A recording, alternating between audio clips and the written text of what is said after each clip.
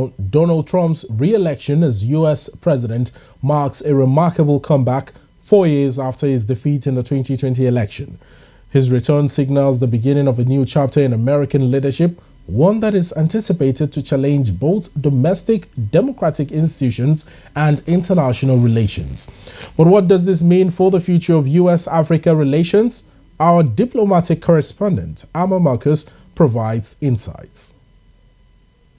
Donald Trump, now 78, made a victorious return to the White House after a campaign filled with divisive rhetoric that intensified the political polarization in the United States. His victory came despite two assassination attempts and after a dramatic shift in the Democratic race, where Vice President Kamala Harris entered the contest following President Biden's surprise withdrawal in July. On the future of U.S. Africa relations under Trump's new administration, Voice of America correspondent in Washington, D.C., Oriane Itangishaka, provides insights. We have seen an urgency, a sense of urgency to have to hold on to Africa because of the influence of China and Russia, obviously. And under President Biden, we saw that in the past several years, he has tried to push the Libido Corridor project, which was to strengthen trade between Angola, Zambia, and Congo. And this was going to strengthen the relationship between that region of Africa and the United States. And under Biden, we also saw, however, a sort of anti-sentiment, anti-West sentiment towards, his presidency.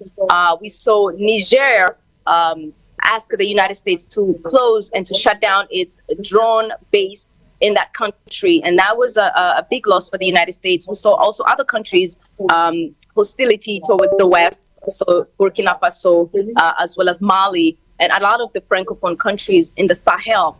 And so that pushed the United States to have to do a lot of convincing Africa that they were going to do more to keep that relationships. Now, under the Trump's administration 4 years ago, we saw Trump's administration challenging Africa to basically choose the United States over Russia and China for their commercial, trade, security, and political partnership with the continent. However, we know that the AGOA initiative, which is the African Growth Opportunity Act, is up for renewal in 2025.